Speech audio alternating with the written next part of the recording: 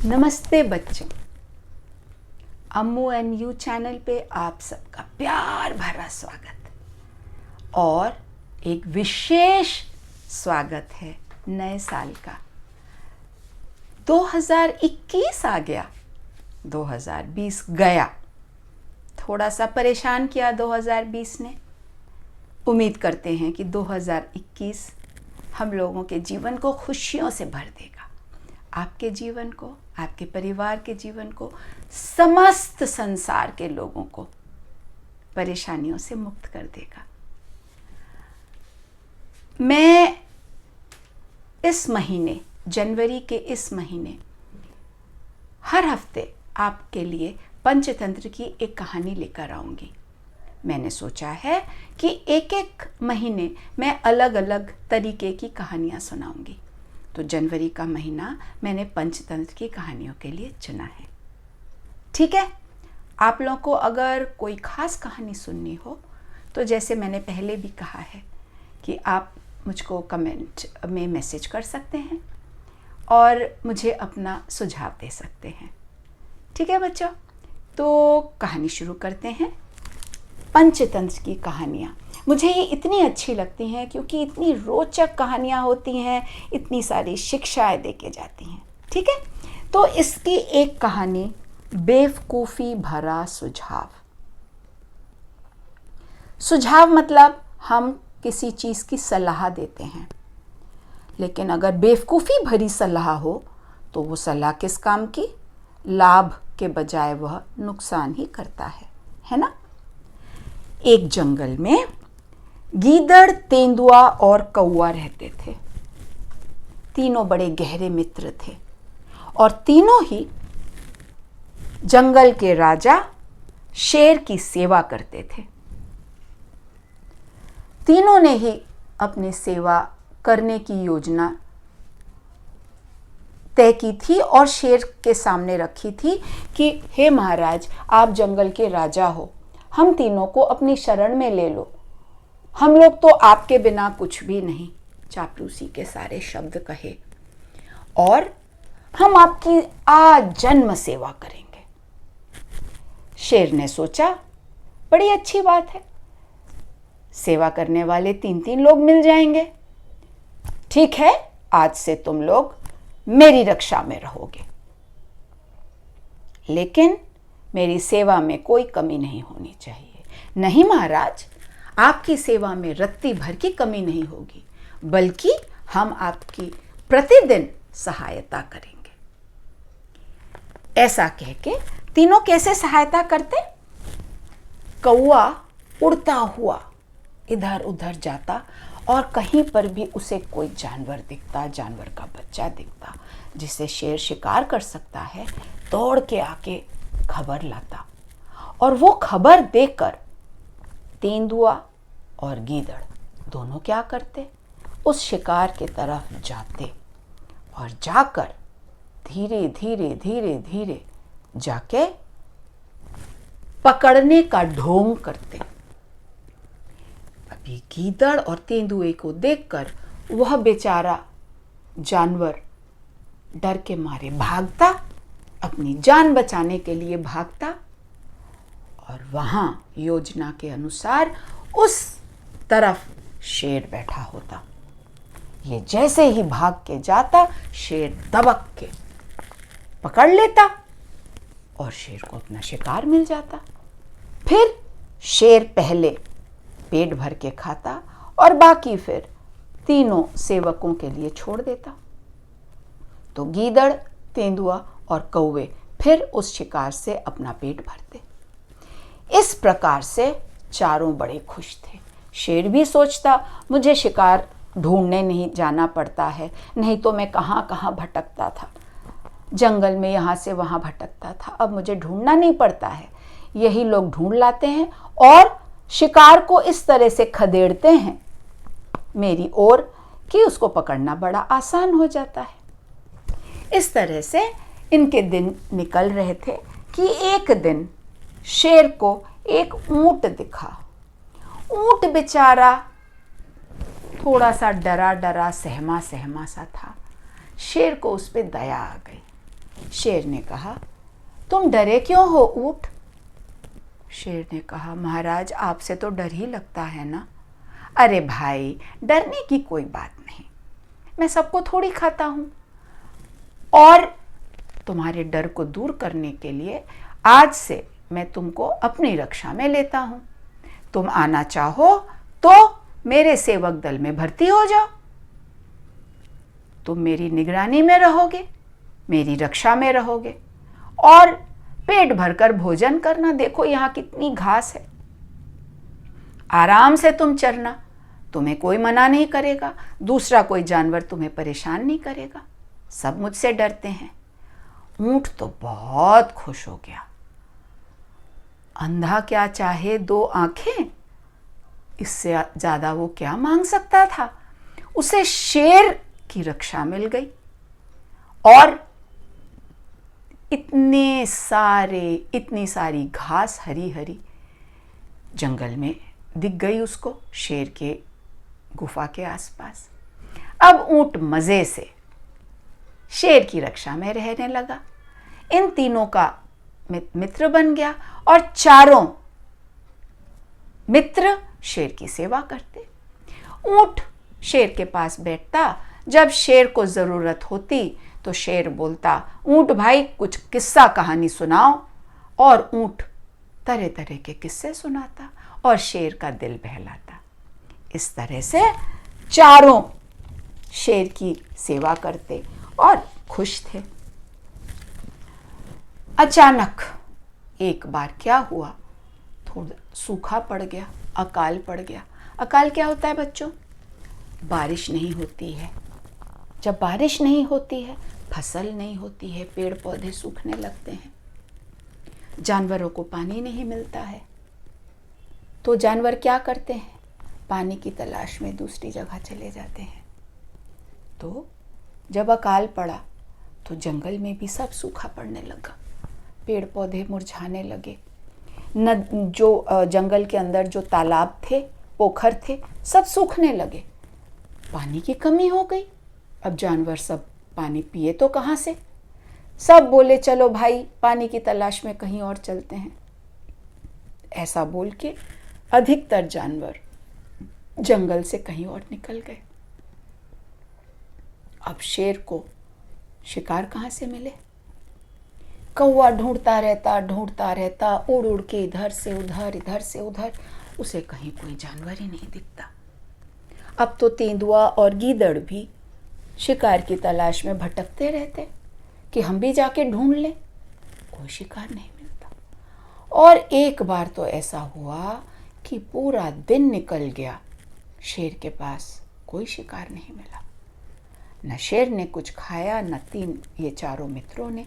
ऊंट को तो फिर भी थोड़ी बहुत घास मिल गई, सूख रही थी घास, लेकिन फिर भी पत्ते वत्ते इधर उधर उसने कुछ खा लिया। लेकिन बाकी तीन मित्रों के और शेर के तो भूख का कुछ ठिकाना ही नहीं था। दूसरा दिन भी निकल गया। अब तो शेर बहुत परेशान, बोलने लगा, सेवक तुम लोग सब क्या कर रहे हो भाई? कोई शिकार लाओ, भूख से अब सहा नहीं जा रहा है। कौवा बोला, महाराज क्या करूं, कितनी कितनी दूर मैं उड़ के आया हूं, कहीं कोई एक जानवर नहीं दिख रहा।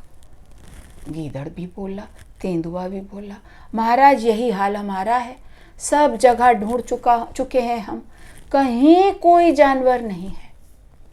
तो शेर बोला, इस तरह से कैसे चलेगा, क्या खाएंगे हम? अब ऊंट इस समय ना घास चरते चरते थोड़ा आगे निकल गया था, क्योंकि उस आसपास की जगह की घास खत्म होने लगी थी, सूखने लगी थी। तो ऊंट को थोड़ी दूर देखकर तेंदुए ने कहा, महाराज क्यों ना इस ऊंट को खा जाइए आप, इतना बड़ा जानवर है, कई दिन तक हम लोगों का पेट भरेगा।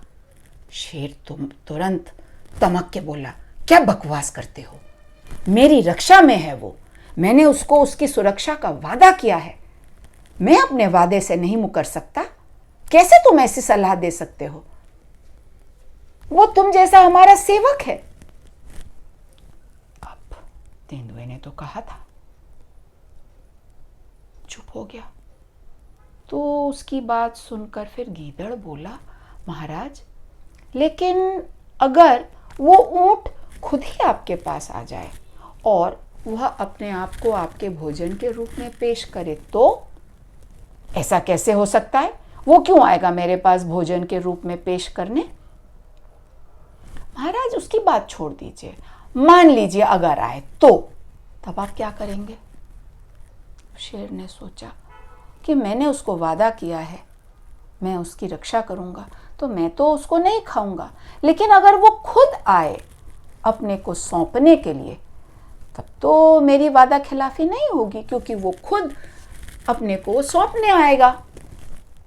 तो शेर ने कहा ठीक है, अगर वो खुद मेरे पास आए अपनी भेंट लेकर, जान की भेंट लेकर, तो शायद मैं स्वीकार कर लूं।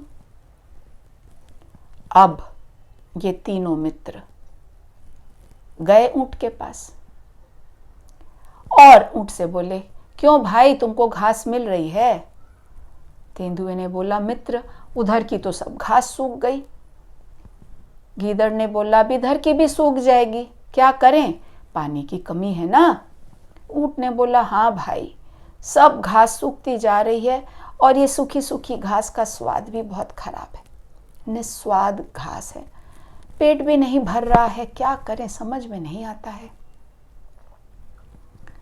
कौआ बोला, मुझे भी खाने को कुछ नहीं मिल रहा है, ना कुछ फल, ना तो कुछ परिंदा, ना तो कोई जानवर की मांस, मेरा तो भूख से बुरा हाल है। तो जैसे इन लोगों ने योजना बनाई थी उसके अनुसार गीदड़ ने बोला, ऊंट भाई, हम लोग जंगल के राजा के रक्षक हैं, सेवक हैं, मुझे तो लगता है कि ये मेरा फर्ज बनता है कि मैं स्वयं को उन्हें पेश कर दूं।